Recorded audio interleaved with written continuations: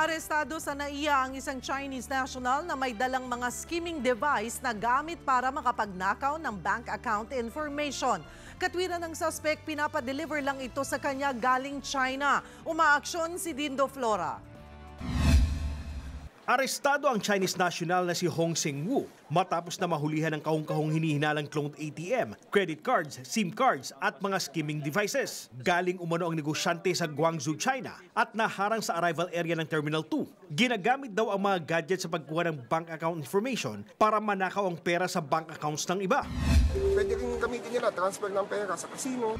Inamin naman ni Woo ang krimen. yung customer, yung dalang bodega, akin kuha. Ah, okay. Tapos anong gagawin niya rito sa mga credit card na dala mo? Sabi lang yung sa pwede yung internet.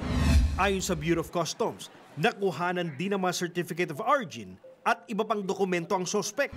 May mga nakita din tayo ng mga official Chinese government documents, mga Certificate of Origins, bank documents, then yung mga accompanying tools and materials to forge them.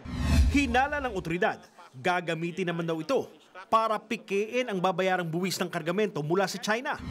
Let's say 100 container, magbabayad ka sana ng 3 milyon dahil may afta ka, yung 3 milyon mo nagiging 200,000, 300,000 na lang.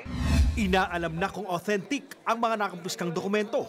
Naharap ngayon si Woo sa paglabag sa Republic Act 8484 o Access Device Act in relation to Customs Modernization and Tariff Act.